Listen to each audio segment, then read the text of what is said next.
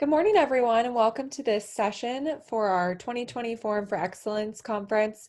Thank you, everyone, for joining us this morning.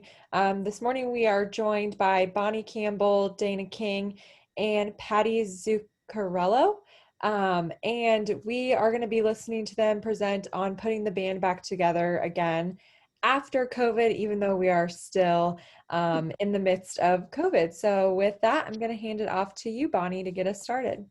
Okay, thank you and welcome. I guess we should be saying good morning, everybody, to our presentation, Putting the Band Back Together Again After COVID. Here's the disclaimer on that. When we decided to put this presentation together way back, I don't know, when was it, ladies? February, March, it must have been March. We all figured we would be back together again because COVID would be done. But obviously COVID is still with us. And so we're going to kind of put the band back together again virtually for all of you. So you can kind of see how we've been going through our days and getting through things since the last time we all met at the Forum for Excellence in September of 2019. So with that being said, I'm Bonnie Campbell. I'm the Associate Vice President for Academic Affairs at Illinois Valley Community College. That means that I get to be the Perkins Coordinator also. So I've been doing that for 5 years. I just started my 5th year, not at the college. At the college, I've been here for about 30 years almost in different capacities. Spent most of my time in healthcare and in nursing, but most recently have been, like I said, working with curriculum and assessment and Perkins, and that's how I've met my lovely co-presenters in that world. So I'll pass it over to Dana. Hi, my name is Dana King, and I am the Dean for Career and Technical Education at Heartland Community College. We have most recently become a Career and Technical Education division, so that's exciting for Heartland. And this is a area that I've been involved with for the last 7 years. And our division has basically all of the CTE at Heartland except the health sciences is its own area. And there's a couple of CTE programs that are outliers to our department, but I have the majority of the CTE programs at Heartland. Patty? And I'm Patty Zuccarello. I'm the Dean for Career and Technical Education at Joliet Junior College, and I'm also the Perkins Administrator for our institution. I've been in Hired for about 15 years. I started out as faculty, actually as the reading specialist at Prairie State College, and then became an administrator there, worked with Perkins, PIG, back when we had PIG, and then in the last 4 years, I've been at Joliet Junior College working with their Career and Technical Education program and also their Perkins program. So for today, our agenda really is going to be mostly around these kind of last 4 bullets. The first bullet will just give you a little more information about our institutions and kind of where we're coming from. And then we're going to each talk about victories, challenges, and the road ahead that we see as from each of our institutions and our vantage points. And then what we're going to encourage you to do is to join our merry little band. We think it would be really helpful if we were able to form kind of a network across the state of CTE administrators. We have this kind of support for folks who manage the Perkins grants, but if you're a CTE administrator and you're not related in some way to the Perkins grant, then you don't necessarily have a built-in mechanism for support. So where we're hoping we land by the end of our presentation is that we've convinced you that kind of the fellowship that we have with each other is something that might be worth expanding for the state.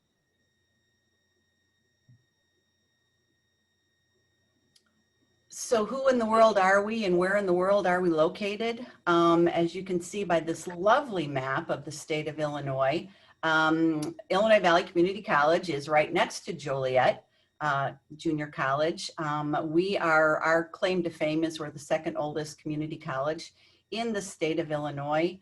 We're located in the heartland. So we're considered rural, not metropolitan. We have a growing contingent of career and technical education programs that we have been working with diligently over the last couple of years, and really work well in this area with our employers and those students who are coming to us looking for different things. And I'm from Heartland, and Heartland is the youngest community college in the state of Illinois. So we have the oldest, the second oldest, and the youngest here represented in our little group. But we are just approaching 30 years in existence. And Heartland is in Bloomington, Normal, to be specific. We have our major employers are State Farm, Country, Financial, and of course the universities. We have Illinois Wesleyan and Illinois State. We also have Lincoln College in our backyard as well. Our college our enrollment is about 5,000 students, so we're not all that big. And of those students, we have a very small CTE population of about, it hovers somewhere usually in the 10% range. So not a huge CTE following. We're hoping to really increase that in our area. Like I said, major employers are really education, insurance, and city municipalities and things like that. We don't have a huge industry here. We do have a new car company that just moved into the Mitsubishi plant. So Rivian is getting up and getting started. So we're hoping to see some more industry here back in Bloomington Normal, but we're not quite there yet. So that's the makeup of our school. And Joliet Junior College, as my colleagues have alluded to, is known for being the first public junior college in the nation and in the state. We have about 24 feeder high schools and 2 career centers in our district. We serve about 30,000 students between credit and non-credit. We also have about 55 career tech programs, and that's kind of inclusive of certificates and degrees. Most of them are degrees. And we also, for Perkins, have somewhere between $500,000 and $600,000 a year to help support those efforts. Oh, there goes my cat. Did you also see Girl Cat? I knew she'd make an appearance. She just wants to steal the show. Yeah, that's one thing you don't get in person. Yes, I would have totally left the cats at home.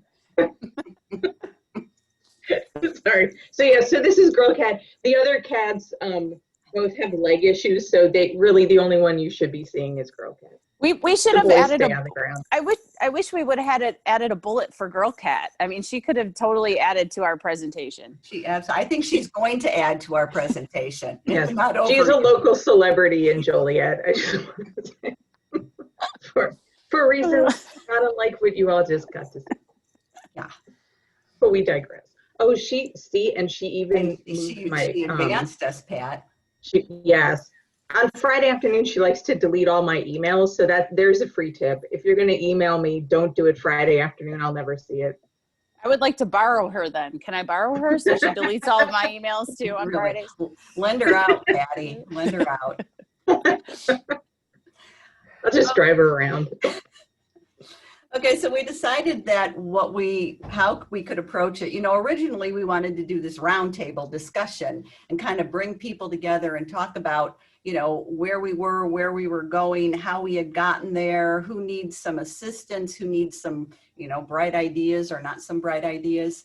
And, but because we are virtual, we weren't able to kind of do that. So we decided, well, let's talk about, since we got together last with the forum, what maybe our victories were, what have our challenges been, and then how we're looking in the terms of the road ahead, where we're going. So I'm going to start out here, and I think that the overall victory that I feel really good about that we've been able to make really inroads on are the stackable certificates. We started this conversation here at IVCC with our career and technical programs think around in early 2018, just saying, hey, we need to be thinking about this. We need to be focusing on taking these great big huge certificates and paring them down. I don't know about any of you, but our certificates basically started as AAS degrees, and they took the gen eds out, and then we got a certificate. So we had these certificates that were 40 hours, 45 hours. And what was happening is that students were getting into them and never finishing them, because who wants to finish 40 hours of a certificate? But the other side of it was they were going out, they were getting a couple classes, and they were going out and they were getting a job. And then some of them were trying to come back, but then they never really were able to attain anything other than a class or two to really prove that they had like jumped a level or learned a new skill, excuse me. So we started in CAD, and we created a basic and advanced certificate, and that's been really well received by our students. And we've kind of moved on to welding. We totally reconfigured our welding program with all kinds of names that I'm not going to bore you with, from GMOD to SMOD to MIG, TIG, and stick to advanced to basic. I mean, we really kind of took them apart, and we're kind of still working with ICCCA on them to try to make sure that we've got it all in line and it makes sense. But we've kind of moved over into healthcare. Our dental assisting program has created a basic and advanced office management certificate. That's for those students who kind of get into dental assisting and they decide, I don't want to spend the rest of my life in somebody's mouth, but I really kind of like the idea of being in a dental office. So what we did with that one is we created, you know, the first semester of that certificate program. It's a 10-month program. They can complete and get that basic certificate. And then for the advanced, we looked at our business management certificate and took 3 courses from there and kind of brought it over. So we're trying to feed into business management and create this advanced dental office management. So we're still, we're going to be doing that for the first time in the spring. We're also kind of working right now on electronics and electricity. Again, that was another one of those huge 45 credit hour thing that's so confusing. And we have a new program coordinator who's really trying to streamline things and make it really more effective and more logical for students. I think that's what we found with some of these big certificates. Not only did they never complete them, but they never understood what they were trying to get at. It's really opened the door for a lot of great conversation with our employers in the district in terms of what it is they want, what it is they really need. And our new challenge with these stackables is to really now work with our area career centers and our hospitals, or not hospitals, high schools, excuse me, that's the nursing part of me, the high schools, to try to determine that, okay, we have these dual credit courses, but how can we embed industry recognized credentials? How can we build that stackable so that they're non-duplicative and that sort of thing? So it's really gotten a lot of great conversations started in terms of all that. We're going to be looking at cybersecurity and building some in there. Our criminal justice instructor wanted to do these 2 tracks and try to figure out, you know, I'm going to have this AAS degree and this AAS degree. And then we decided, let's try some stackable certificates so we can go down the road of social justice and criminology and see where we come up. So it's been a victory, and it's really to the credit of our deans and our program coordinators who have really embraced the idea and recognize that it's important. They've listened to employers, they've listened to students. So it's been something that I'm really proud of us as an institution for being able to do. I'm gonna piggyback off of you a little bit, Bonnie, and say that our even though this isn't my victory that I've listed here, that Heartland has been undergoing a lot of that same conversation that you guys are doing. Stackable certificates, streamlining programs, and ensuring that things make sense. Because like you know, or like you were saying, you know, it seems like a lot of the programs were built on whatever was happening 20 years ago. Right. And some of the needs have changed. And you know, we were just talking, I was just in a meeting before this meeting with our video instructor, who was like, you know, the things that were in our class that were just 5, 6, 7, 8 years old are no longer relevant, and we need to update those, and we need to update how those certificates are, you know, what they're comprised of, because it isn't what it was when we developed them. So we're in the same boat, so to speak, of just trying to shore things up, I think, is the best thing. So but my victory at Heartland is just that we are doing more online learning in the CTE areas. I think online learning has been a great thing for across the college in many different areas, but with the CTE courses, it's a little more challenging given that most of our classes run lab sections. And so many of this is an unintended positive consequence of COVID, even though I really didn't want to bring COVID up during our presentation, but I am, because I am considering this. I have to, because it's our lives now, right? We can't escape it. But our institution overall has done a huge push with online learning, in hiring an executive director of online learning who comes to us with extensive experience in just best practices in online learning. So we have the backbone at the institution already. All of our instructors, if they're full-time instructors, have to be certified. We actually have a pretty rigorous training program to teach them how to teach online. And so we have adjuncts that have gone through it, full-time faculty who have gone through it. So we've had some of those things in place, but the part of COVID that has forced CTE faculty to rethink was we had no choice back in March, right? We had to go online. They had to figure out a way to do this. And they struggled with it a little bit at first, but then they kind of got into it. And we had been talking previously about, courses like computer networking or digital media. How do we run some of those online when they needed to have that face-to-face class, or they needed to have that hands-on piece to do the labs? And faculty were a little resistant about moving things to be fully online.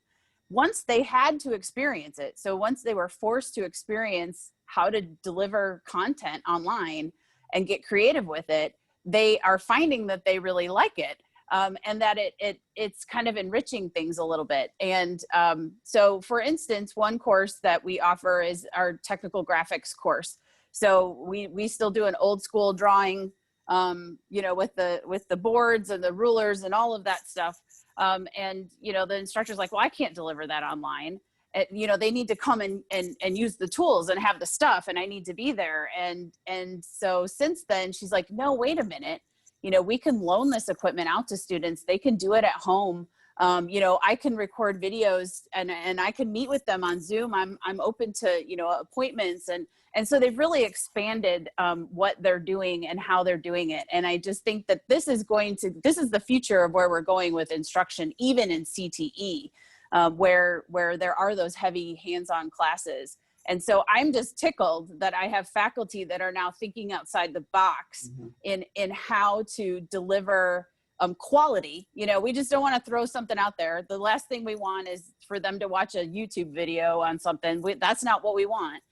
But for them to really embrace online learning for CTE, for lab classes, and I think it's just exciting to see the change in them, and that they're really thinking. And the other thing that has come of that too is that they're talking more with each other as faculty members, and they're bouncing ideas off of one another. They had done that before, but with Zoom and having to do meetings online and things like that, in some cases it's really opened them up. So that's been a fun thing for us to see, and I consider that a victory, because I think we're just going to have to do more of it in the future. And for our victory, I picked the comprehensive local needs assessment, which is I know, crazy. I've spent too much time with my cats. But I really think the part of that activity that was really meaningful for us was how we went about the employer engagement aspect. So about a year ago, when we were together last, and we were talking about how we were going to approach the CLNA, I think we had kind of bigger ideas, like we were going to have these giant meetings with all these people at the table and da da da. And I think the more we thought about it at JJC, the more we realized we already have existing mechanisms that we can use. We just need to do something different with them and use them better and kind of more to their fullest capacity. So what we did for employer engagement was we worked with the advisory boards that we had at the college, and then we basically drafted a 5-question survey that was stuff that we wanted to know. Like, for example, kind of what Bonnie had referenced before, we have these certificates that are built, some may be slightly over-engineered.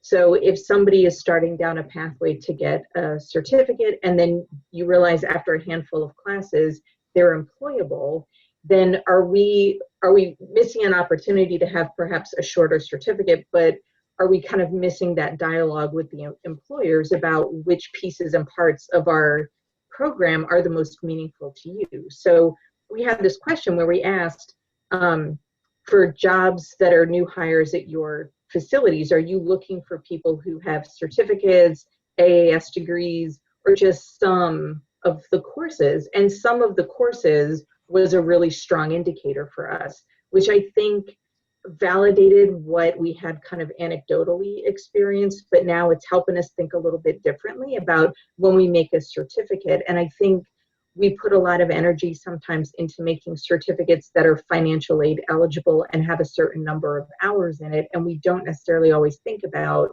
the way to just approach it purely from a content and skills perspective. And I think this was kind of just a good way to open that dialogue and kind of have those conversations. We also realized that these little Google forms that we were doing with the advisory committees were really important, especially for some of our kind of niche programs where the MC data might not really show you, oh, there's a lot of opportunity in this kind of pathway, but we knew we had a strong local relationship that was the reason that program existed in the first place and was specifically feeding these handful of companies in this particular industry. So doing this Google Doc was a way for us to continue to verify the local need, even if the more global data wasn't reflective of that. So I think that was really important. And then we also, as another element in that little 5-question quick and dirty item, we talked about diversity needs at the industry level, so that folks could tell us if they were struggling to recruit people of color, if they were struggling to recruit women in non-traditional fields, men in non-traditional fields, that kind of thing. So I think, like, overall, that piece of the CLNA really gave us a better foundation to continue to build and innovate and work with employers. And I have to tag on to that, because if any of you were at our presentation last year, Patty and I did a presentation called Steal Big, Steal Little. I stole that idea from Patty, and I did the same thing with the survey. And I'm glad you brought it up, because that really helped give us direction for some of those stackables. And I'm with you on that whole, the idea that every certificate has to be financial aid eligible. You know,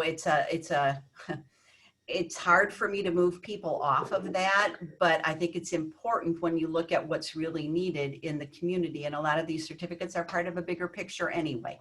So. Yeah, yep, agreed. Okay, we're moving on to challenges. Like, we didn't have enough challenges already. So on March 19th, we all sheltered in place. And so we're getting used to that. We're doing okay. And on April 24th, we at IVCC experienced a data breach, a security breach. We were hacked. So when that happened to us, we literally lost all method of communication with the outside world. So we had no email, we had no files, we had no website, we had no way with communicating, at least in the initial, like, first 24 hours of communicating with anybody. We were texting, we were trying to figure out personal emails, faculty trying to talk to students. And like I said, every day, it was like Groundhog Day, the movie. Every day you woke up and it was like you had lived it the day before. So it was really it was difficult, and we had just flipped over to a new server in January, and for whatever reason, we lost all of our information on that new server from January to the breach in April. So any files we had created, any meeting minutes we had, any data from the CLNA that I had put into the system was lost. So luckily, I'm very old school, and I had sent myself a lot of emails while I was at home, and I had printed out a lot of things. So I didn't lose everything, but I lost a lot, and I had to recreate a lot. And it was just a lot of time consuming, and I hated the CLNA again, but then I learned to love it as we went on. Love's a very strong word. But it really, it opened our eyes to a lot of things. You know, it pushed our summer session. We typically have 3 summer sessions. We ended up having 1 summer session that started 3 weeks later. We couldn't enroll for fall until the middle of June. So we had started fall enrollment in April, and then we lost everything. And then we had to pick that up again. In spite of all of that, though, our head count was only down 14%, and our credit hour number was only down 9%. So I think that we did a great job of trying to rebound from that period of time. The other thing that kind of happened, so in the midst of the breach and in the midst of trying to gather data for the CLNA, we got our Perkins allocation. And I open up my Perkins allocation, it's $100,000 less than it was the year before, because we had a problem with how our data was turned in. We had new people, and but we couldn't prove that the data was wrong because we lost our files, we lost our information. So that was a little, ICCB was great. We met with Jay Brooks, our IR director, and I mean, they were wonderful, but there was just at that point in time, nothing we can do. The good side of that is, in the meantime, we've worked with everybody from financial aid to IT. We discovered what it was that we didn't do, and we fixed it. So hopefully next year we're back to where we were in the previous years. So hopefully our allocation will go back up again. But it's been really interesting, and it's taken a lot longer for us to recover. You know, we're a smaller institution. We don't have a huge IT department, and so everything that we've had to do with the help of outside agencies and outside consultants. And when you're in the midst of a breach, you have to be very close to the vest. And so we've had some communication issues. We've had things that just, you know, if we could go back, which we never want to, we would do differently, I think. But the important thing is that we're going to plan the future differently in terms of how we're going to, you know, go forward from there. So that's been and continues to be a challenge, even though it was a couple of months ago. So Bonnie, you lost, I mean, they couldn't even recover your data at all? Like, it was literally all gone? No backups, no nothing? There was no backup that survived from that January through April. But I've got everything from the past 20 years that I had on file. We did finally recover that. So anything up until December we have, but you know, yeah. Wow. I know. I feel like Bonnie is showboating a little with her challenge. Like, I don't really know. Yeah, I how Dana and I can compete with that. No, please don't compete with that. I love your challenges. I wish I had your challenges. I feel like we should have just let Bonnie have this entire section, and then, you know, because I just think there's so many different facets to that challenge, Bonnie, that I can't even imagine. Well, you don't look back, you look forward, and you grow from it. That's about all you can do. Yeah, I have a colleague that said that one time he took his entire inbox and just did a shift delete of the whole thing and got rid of it, and said, well, if there's anything important, it'll come back to me. And I think of that sometimes, and I'm like, I don't know, sometimes wiping everything out and starting over might not be such a bad idea. Not that I wish that on anybody. That's the girl cat methodology. Just hit delete, right? Yeah, I save a lot to the cloud now. Yeah, I'm a big cloud fan. Yeah, cloud. Yeah, the cloud is your friend. So, Over at Heartland, we did not have anything nearly that exciting for a challenge. But I listed just a basic project / initiative overload. And I feel like we had already had a bunch of things in the works before COVID hit. And then COVID hit, and I don't know about the rest of you, but I feel like that now there's just a layer of COVID over everything else that we were doing, prior to that time. So we have many things in the works in CTE. Like I talked about before, some of those are just basic programmatic changes, reviewing curriculum, updating outcomes, ensuring prerequisites are correct, things like that. We're also, as a college, working real hard on assessment and trying to get our, program. We're doing some essential competency college-wide assessment projects. But then in CTE, we're also trying to work on some program assessment projects. So then that kind of adds into the mix. We have, like I said, just basic curriculum changes, trying to work with advisory committees. That's a challenge in COVID. I'm still trying to figure out exactly what the best way to do that is. But we still need to move forward with some of those things. And then on top of that, we also were awarded apprenticeship expansion grant. So we have an apprenticeship program that is off and running. And so that's just another project that we're working on. We're very excited about that. But it seems that the good thing is that there's a lot of attention being generated surrounding CTE and a lot of these programs and trades and things, which is all great. But in my case, we have a very small department. And so we're trying to juggle all of these things at once with not a lot of support in terms of just bodies that can do the work. Because my faculty can do the work, but they have to teach because I don't have enough faculty to cover all of the sections. So, and then on top of that, we can throw in hiring CTE faculty is another part of the project overload of just trying to recruit and retain, quality faculty in our program. So, there's just a lot going on and it's all good. And I love it. I thrive on it. But at times it is a challenge and it can be exhausting. And one of the reasons we assembled this group is so that we can lean on each other and get ideas. Bonnie had said things today already that I was like, hey, I need to ask her some more about that. And Patty said something earlier too that I was like, hey, we need to have more conversation about that because I really think that when we lean on each other and we beg, borrow, and steal from each other, that we're all stronger collectively. And then CTE as a field becomes stronger collectively. So, and I figure why reinvent the wheel, because I don't have time to think of new things. So if other people have things that are working that can ease some of that overload that we're feeling, I think that's beneficial to everybody. So that's one of the things that I'm hoping that all of you that are listening to this are getting out of that. And like Patty said earlier, we encourage you to join our band. So my challenge, it's pretty mundane. It's form fatigue, form exhaustion.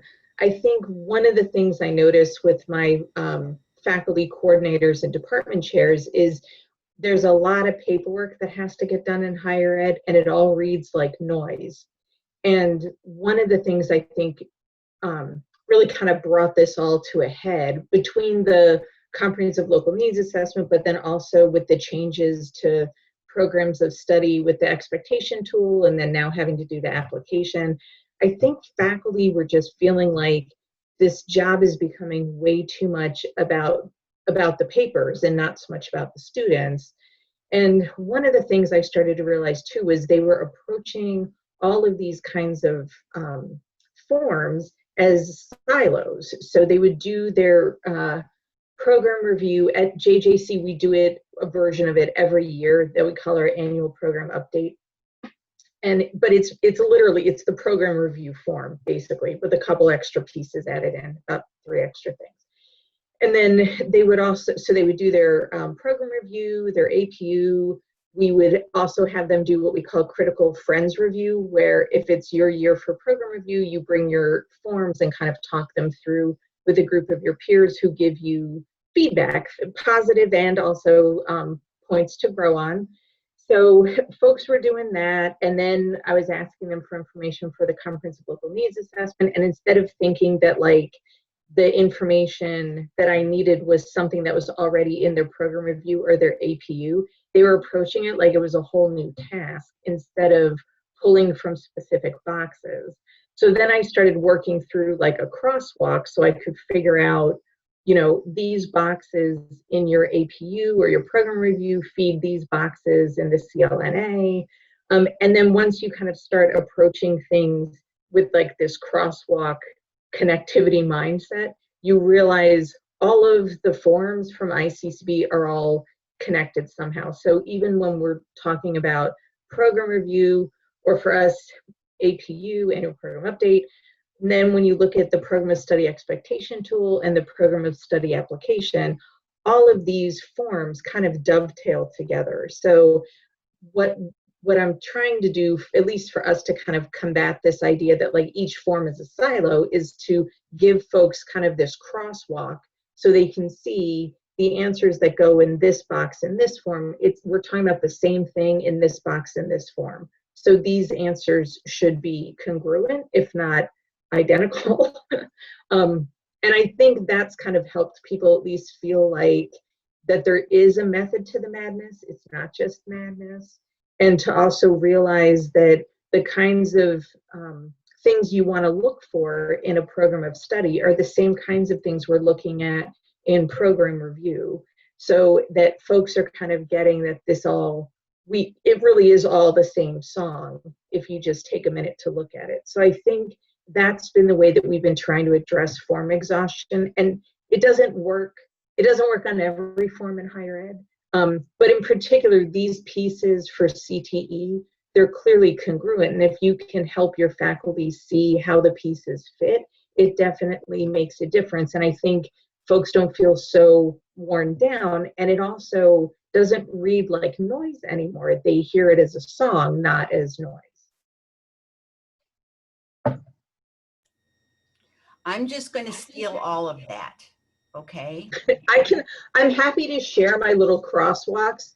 Well, they're not pretty, but they're functional. And I remember at one point in time, we talked about the crosswalks and how important that was. And so in terms of the road ahead and what we see, and I don't, you know, how do you look at the road ahead, where we want to get to, what our future challenges are, but programs of study, and for us clarifying our programs of study and cleaning it up. But part of the problem we've had is that, and when you talk about form exhaustion and you talk about the silos, Patty, I totally get that. And for me right now, I'm trying to think, and we had a meeting earlier with the Dean of Workforce Development. It's like, how do we get the program coordinators to like really embrace this, not feel like it's something else, because it's not something else. It's something that they're already doing. It's information that they've already provided, but it's just maybe a little bit different or a little bit more. And so we're really trying to work on that, and we're going to kind of work backwards, I think. And I don't know what that's going to look like, but I know that we'll get there. I was joking as I talk about, you know, not being here next year. God only knows where I'll be. I talk about retiring all the time, but I could never leave programs of study just for somebody to pick up behind me, because that's just too big of a gig. And so I like the idea of like turning it into a song, and we'll have to see where that takes us. But you know, working with the different forms that ICCB has out there and trying to pick them apart and again, making it simpler, because if we think about our faculty right now, our CTE faculty are so overwhelmed. They are so trying to do things that they never thought they would have to do in the classroom. They're working with smaller groups of students, but they've got more sections. And we're with like Dana, we don't have a lot of part-time faculty. We don't have adjuncts coming out of the woodwork. And so we're working people really hard, and to try to ask them to do one more thing is a daunting task. So trying to figure it out for them, clear clarify it, I think is going to be my big thing to do over the next couple of months. And Bonnie, I think the other thing, I mean, I feel the same as you about my faculty, that boy, they're just being challenged left and right. And not only are they challenged with their content and delivering their content, but they are also available for their students in ways that they weren't used to doing that before. So they're meeting with them via Zoom, they're talking to them on the phone. And the other thing that is an interesting dynamic is that the students have their own issues and multi-level issues that they didn't have prior to COVID. So you know, young students taking care of nieces and nephews and parents and all of these things. And so the faculty are hearing that from their students and absorbing some of that too. So it's just a very interesting time. Like you said, they're working hard. They are working really hard. So for our road ahead at Heartland, you know, I put on there solving the scheduling dilemma, because part of the challenge that we have is because we don't have a high CTE population in terms of numbers of students. We very often are running very low enrollment sections, or we have to cancel something, because I had to cancel a couple classes because I had 1 or 2 students that had signed up for them. So one of the projects that we are starting down the road of developing in our industrial technology area is a flexible lab option, so that students can be learning a lot of things maybe online on their own, and then come into the lab and do their lab work at their own pace and on their own schedule. And so we're just starting to embark on discussing this and mapping some of that out. And we're excited about it. The college has made an investment in Amatrol equipment for those classes. And so we just now started using that just in regular face-to-face classes, but we're hoping to really maximize that equipment by doing this flexible lab for those maintenance classes. Because some of our struggle is that we are offering classes once a year.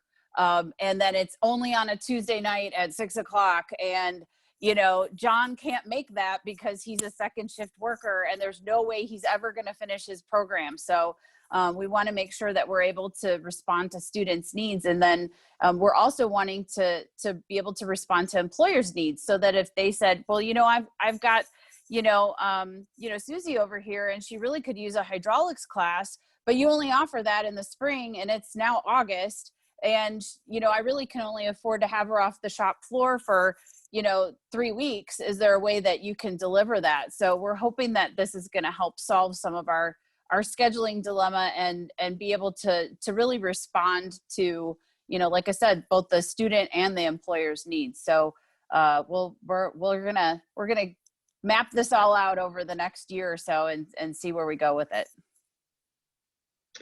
And then for our road ahead, sorry, I'm fixated because I totally noticed I put a typo in this PowerPoint at my own institution is JJC, not JCC. So at JJC, what we're doing for the road ahead is we've organized some faculty into a learning community to work on their programs of study expectation tool, and then also the application. This actually started probably about, I would say, June-ish, when we weren't really sure what fall was going to be like, and we started thinking, if some of the CTE faculty can't make load depending on what state our campus is in, then we have to come up with some kind of alternative assignment for folks so that they can still get load. And we were talking about doing faculty learning communities. We've done them in the past at JJC and they've worked pretty well, where faculty study particular topics or methodologies for a 3 credit hour release. And then they work on it, they attend a class, they do some online elements, or they meet in person and that kind of thing. So we started talking about possible faculty learning communities for fall in the event of an event.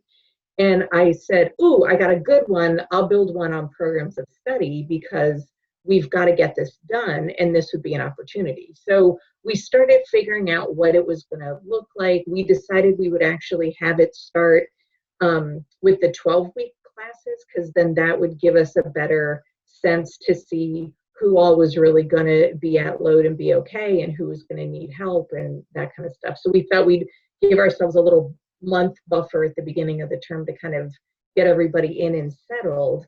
And as things kind of turned out, so far we only had a handful of people who were below load, and some of them decided not to do this. They did other stuff, but we do have one or two people in this learning community that are the initial target audience. The other folks are folks who are CTE faculty and coordinators who realize that they need to get this done, and they would rather do it in kind of a supportive community instead of trying to figure it out more independently. So the way this works is Friday afternoons, folks have a synchronous class with me and with one of the CTE department chairs. And it's a 2-hour block, and we have it kind of divided into pieces and parts. So there's a part that's a lecture, a mini lecture about the work they're going to do for next week. And then the rest of it is folks breaking into small groups. And we do this all in teams, sharing their work, basically their homework, where they're writing assurance arguments and pulling together evidence for their program of study application. So they spend about 6 hours a week between the 2 hours with us on Friday, and then about 4 hours in between working on, looking at data, working with their advisory boards, pulling other information together, whatever we kind of need them to do. They spend about 4 hours doing that. And then one of the great things actually about this is because it's all virtual, our team's meetings are connected to our Canvas core shell, but inside the Canvas shell, there's a few readings that we have for people like the CLNA, but then we also just have a lot of links built into the syllabus and schedule, so that if folks need to go visit, if they go visit the ICCCA website, we can just put the link to the exact place on that website that we want them to go visit. So that's been kind of cool about that. I'm trying to think. I think the other thing too is we just started realizing that up until now, the way we usually did programs of study was I would sit in my office and figure out stuff, and when it was time to put it into Perkins the next year. So I would use their APUs and their program reviews and figure out, kind of cobble stuff together. And so again, the nice thing about that is I know the crosswalk for what goes where. But the downside is that's not really the spirit of the program of study methodology for assembling it. So I think this is a way better way to approach it.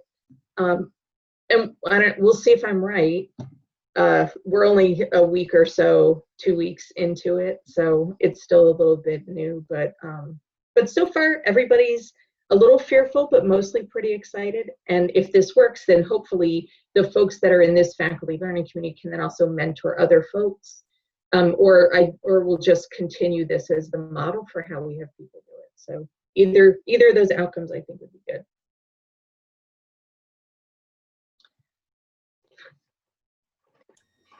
So the Fellowship of Thievery, this is kind of an inside joke that we're inviting you all to join us, really. So about a year ago, Bonnie and I noticed that, well, actually more than a year ago, I'd say, Bonnie, we noticed that we share ideas kind of in a less formal version than we've been sharing today. And then usually what happens is we hear something or see something and we go back to our institution and I say like, hey, at IVCC, here's what they're doing. We could do kind of an iteration of it and it might look like this. And then Bonnie would go back to her school and say, hey, at JJC, they're doing this. We could maybe do a version that would look like this. So we started realizing over time that we were really stealing a lot from each other. And we're two organizations where if you look at us on the surface, you think they don't really have that much in common because, you know, it's sort of David and Goliath in terms of size of our organizations. But I think what we realized over time is part of what we enjoyed as much as stealing ideas from each other was just the fellowship of having these conversations. So over time, Bonnie and I have been talking about it. Then we pulled Dana into our merry little band. Band of Probably about 2 years ago. What was I thinking joining this? I don't know. But I think that's what we're hoping we can encourage others of you to do, is to join our merry little band and engage in the Fellowship of Thievery. And we're not really sure, I don't think, what exact format it would take, other than we thought it would be a good idea if we would have like an identified session at the forum every year, an identified session at ICCCA every year, although like we're not going to have an ICCCA conference in November, so maybe we could do something just like a Teams meeting or a Zoom or something, just to kind of have some fellowship. And then in the spring, early spring, when IACTE has their meeting, usually in February, am I right? Yep. Then we could have another session there, so we would at least kind of have these 3 touch points each year, and then maybe have some other stuff in between. So that's kind of what we're hoping. And one of the other things too, if you happen to be on my mailing list from a month or 2 ago, because I'm on the board of IACTE and also the membership chair there. IACTE really is IACTE generally has always been more of a K-12 organization or secondary organization, a little more geared toward faculty and administrators there, but they really are wanting more post-secondary involvement as well. So, I was trying to generate, and Patty and Bonnie and I have had discussions on where does a formalized group live? Would it live with IACTE? Would it live with ICCCA? Where could we put something formal? But I think the first step in doing that is really to just get us informally talking on a regular basis, so that we can start to form some sort of a group. And honestly, like Patty said, it really is just about being able to share ideas. I know that I was at a workshop not too long ago, and Bobby from Parkland was there and sharing some idea that she had. And I was like, wait a minute, I need to know more about that, because if it's working for you, again, it may not work in the same form, but at least I have an idea of where to start.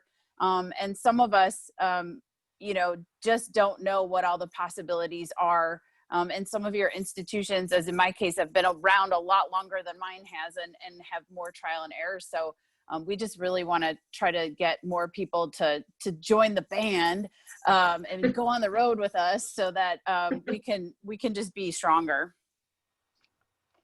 And I think through all of this that's happened the last couple of months, the rock that I've been able to hold on to has been people like Patty and Dana, because when you really don't know which way to turn, and everybody's kind of sinking in the same ship, you can reach out to your friends someplace else and they can say, yeah, we're sinking too, but we're going down with you. I've appreciated that over the last couple of months, if that makes any sense whatsoever. But yeah, there is something to that, at least, keeping your sanity. And the other thing that I think is important is that at our institutions, CTE is kind of its own special bird, and there's a lot of nuances to it that a lot of my other dean colleagues may or may not understand. And so I think it's just been helpful for me with, Bonnie and Patty, to have somebody that I can turn to, that if you say CLNA, or you say Perkins, or you say, programs of study, they know exactly what you're talking about, and they know exactly how to help you. So that has been a godsend. Or we don't know the answer, and then we just tell you, yeah, no, we don't know the answer. Which is okay too. Which is okay happened on more than one occasion. Misery loves company. Yes. Yes. Sorry. So here's, I think, the next way to handle this would be, if you're interested in joining the band, here are our email addresses. Pick one of us and send us an email saying that you're interested in joining the band. And then we'll start to get a list or a listserv together, and then we can kind of go from there. I really hope that people put "I want to join the band" in the subject line so that I see that pop in my 700 email inbox. It'll make me laugh. And that'll make me smile. So yes, I agree. Specify an instrument, tambourine, cowbell, clave. We all need cowbells. Yeah, that's true. Okay, so then I think next we'll have some questions and answers via the Hoova app. I Yes. believe so. So we will get right into that. Thank you so much, Bonnie, Dana, and Patty for presenting this to us today. And we will now start the Q&A.